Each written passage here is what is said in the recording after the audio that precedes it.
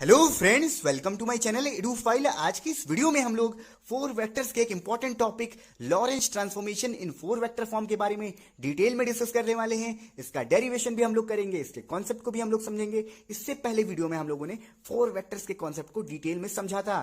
तो यहाँ पे इसके लॉरेंस ट्रांसफॉर्मेशन को कैसे हम लोग करेंगे, तो सबसे पहले मैं आपको बता दूं लॉरेंस ट्रांसफॉर्मेशन का मतलब क्या होता है। ट्रांसफॉर्मेशन कब होता है? जब हमारे पास दो चीजें होती है कम से कम। तो यहाँ पे भी हमारे पास दो चीजें होंगी, एक एस और एक एस प्राइम, मतलब दो फ्रेम होंगे, एस और एक एस प्राइम। तो इन दोनों में हम क्या करेंगे? ट्रांसफॉर्म करेंगे, उसी को हम लोग दिखाएंगे फोर वेक्टर फॉर्म में। अब आप सोच रहे होंगे फोर वेक्टर क्या होता है? तो फोर वेक्टर जो होता है वो फोर डायमेंशन के लिए होता है। फोर डायमेंशन क्या होता है? फोर डायमेंशन मतलब एक्स वाई जेड, तीन कोऑर्डिनेट हम पढ़ चुके हैं, मतलब तीन डायमेंशन। अगर हम उसमें टाइम को भी एक डायमेंशन को माने कि टाइम भी हमारा एक डायमेंशन है, तो हमारे पास कितने डायमेंशन होंगे? Four dimension. तो फोर डायमेंशन के आइडिया को एक्सटेंड करने के लिए हम लोग फोर वेक्टर्स का कॉन्सेप्ट को लेकर आते हैं, जिसको हम लोग ऑलरेडी डिस्कस कर चुके हैं। तो अब लॉरेंस ट्रांसफॉर्मेशन को समझते हैं इसके। तो यहां पे देखिए, यहां पे हमने एक एस फ्रेम लिया, एक एस प्राइम। तभी तो हम ट्रांसफॉर्मेशन करेंगे जब दो फ्रेम होंगे। और हम ये मान रहे हैं कि हमारा जो एस प्राइम फ्रेम है वो मूव कर रहा है वी वेलोसिटी से एस फ्रेम के तुलना में along positive direction of x axis.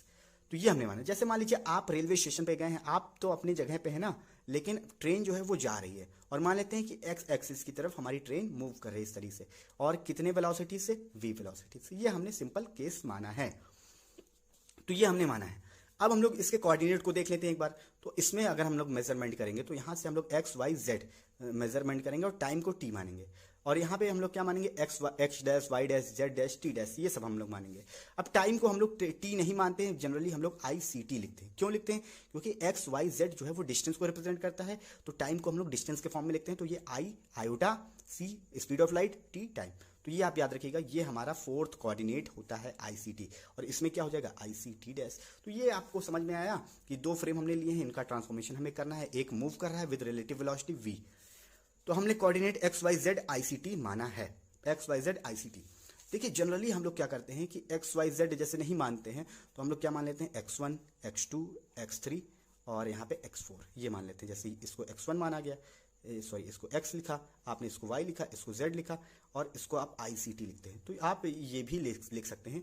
अगर इस तरीके से लिखा है तो भी आप समझ जाइएगा कि x y z को ही रिप्रेजेंट कर रहा है।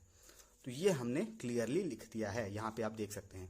कोई दिक्कत की बात नहीं, चाहे एक्स वाई जेड ICT लिखे, चाहे x1, x2, x3, x4, लेकिन याद रखिएगा x4 जो है वो ICT ही होता है, तो ये याद रखिएगा। अब लॉरेंस ट्रांसफॉर्मेशन आप लोगों ने पढ़ा है, जो कि बीएससी की क्लासेस में। अगर नहीं पढ़ा है तो यहाँ पे मैं फॉर्मूले उसके लिख देता हूँ।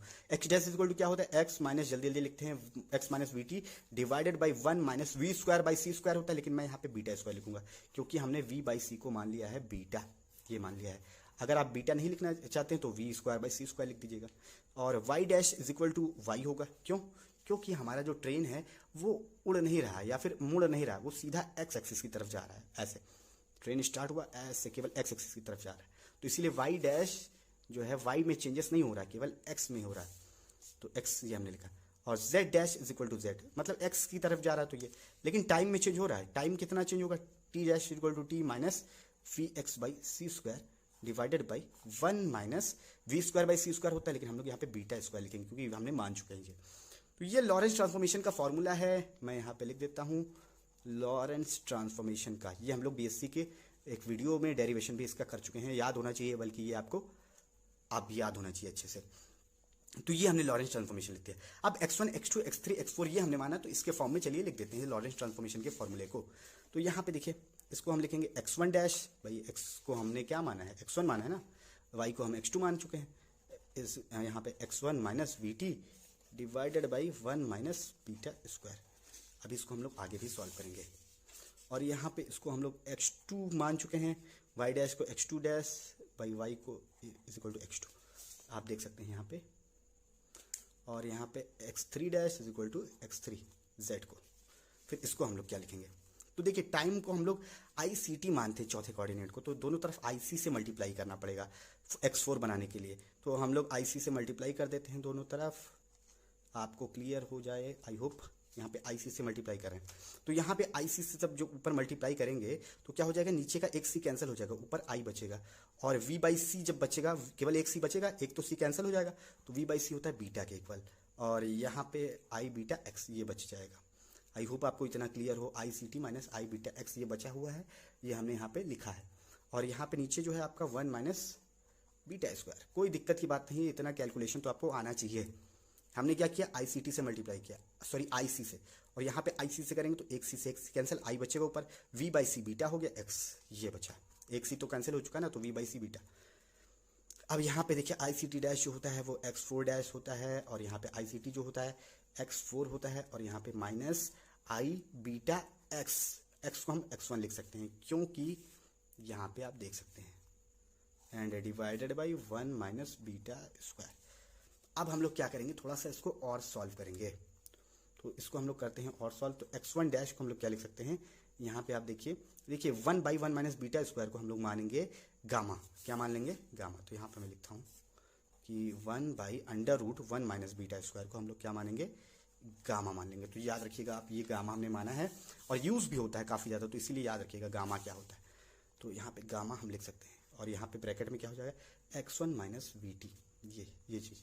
अब यहाँ पे इसको हम और सॉल्व करना चाहते हैं, तो x1 डैश गामा, यहाँ पे x1 माइनस, यहाँ पे क्या करेंगे, यहाँ पे एक काम हम ये करते हैं कि आई सी से ऊपर मल्टीप्लाई करेंगे और आई और सी से डिवाइड कर देते हैं, ऊपर नीचे कोई फर्क नहीं पड़ेगा।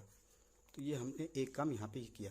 तो x1 dash is equal to क्या हो जाएगा, गामा x1 माइनस यहाँ पे देखिए v बाई सी होता है बीटा, और आई सी टी जो होता है x4 के बराबर होता है। तो यहाँ पे x4 लिख दूंगा मैं आई सी टी की जगह पे, और v बाई सी जो होता है वो क्या होता है, v बाई सी जो होता है वो होता है बीटा, और एक आई नीचे बचेगा क्योंकि आई सी टी जो होता है वो x4 के इक्वल होता है, v बाई सी जो होता है हमारा बीटा के इक्वल होता है, तो एक आई नीचे बच गया। तो यहाँ पे x1 dash is equal to क्या हो जाएगा, गामा x1, और इसको जो हम सॉल्व करेंगे तो आई ऊपर जाएगा तो यहाँ प्लस हो जाएगा। भाई आई की प्रॉपर्टी आप लगाइए, आई स्क्वायर यहाँ पे लिखिए, इस तरीके से लिखिए, आ जाएगा आपका। मैं टाइम वेस्ट नहीं करना चाहता हूँ आपका, x4 और यहाँ पे आई ऊपर चला जाएगा इस तरीके से। तो बहुत ही सिंपल है, x1 dash is equal to क्या हो गया, गामा यहाँ पे x1 प्लस आई बीटा x4, ये हमने लिख दिया। अब इसको हम लोग क्या करेंगे, x4 डैश को यहाँ पे भी हम लोग क्या करते हैं, थोड़ा सा सॉल्व करते हैं।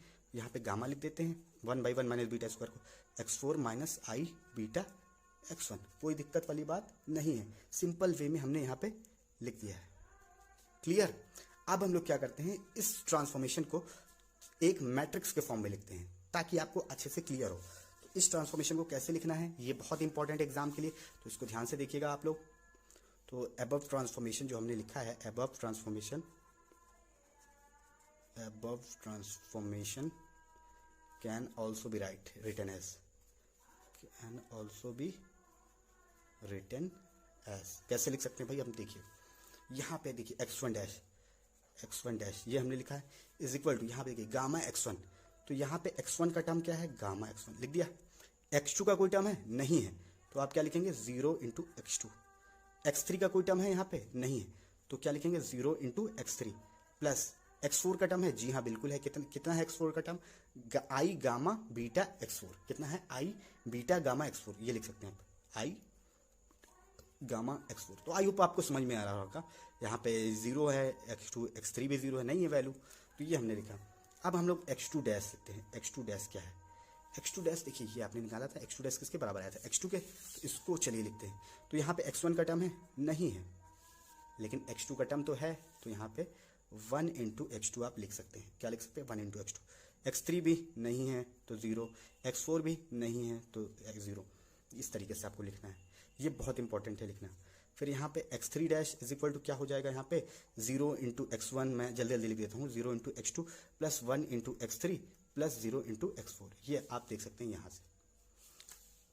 फिर आपको ये बनाना पड़ेगा एग्जाम में, x4 डैश किसके इक्वल है, x4 डैश में देखिए ये माइनस गामा आई बीटा x1, ये आप याद रखिएगा x1 की वैल्यू यहाँ पे, तो माइनस आई बीटा, ये हमने लिखा गामा x1, तो ये हमें x1 का टर्म मिला, प्लस x2 का कोई टर्म नहीं, 0 x2 plus 0 into x3 and plus यहाँ पे और क्या है, यहाँ पे है गामा x4, तो ये हमने लिख दिया।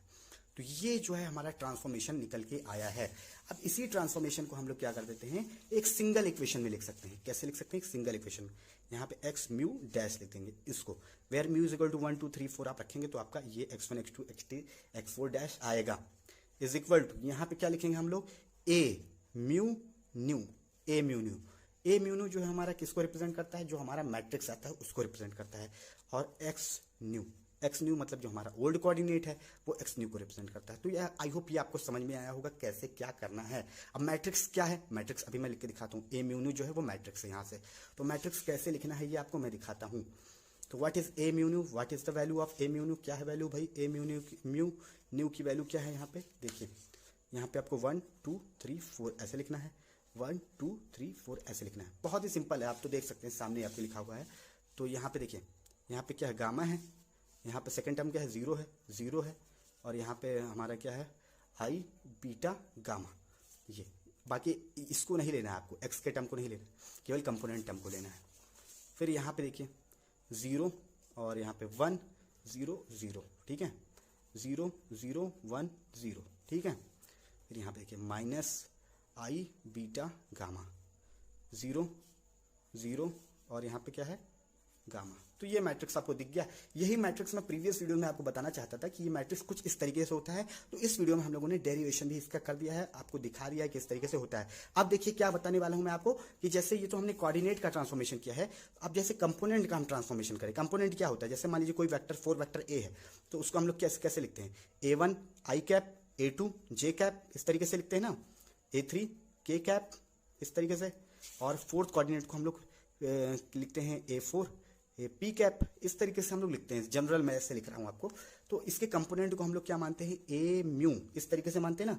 तो हम लोग मान लेते हैं कि चलिए ए म्यू डैश हमारा कोई कोऑर्डिनेट सिस्टम है, तो इसका ट्रांसफॉर्मेशन क्या होगा, A mu nu into A nu. इस तरीके से हम लोग कर सकते हैं by the help of Lorentz transformation. आप यहाँ से भी देख सकते हैं, सेम इस तरीके से हम लोग सिमिलरली लिख सकते हैं। तो आई होप आपको अच्छे से क्लियर होगा लॉरेंस ट्रांसफॉर्मेशन किस तरीके से होता है। यहाँ से मैंने स्टेप बाय स्टेप आपको यहाँ पे क्लियर बताया है। तो इस वीडियो में तक वीडियो देखने के लिए थैंक यू सो मच।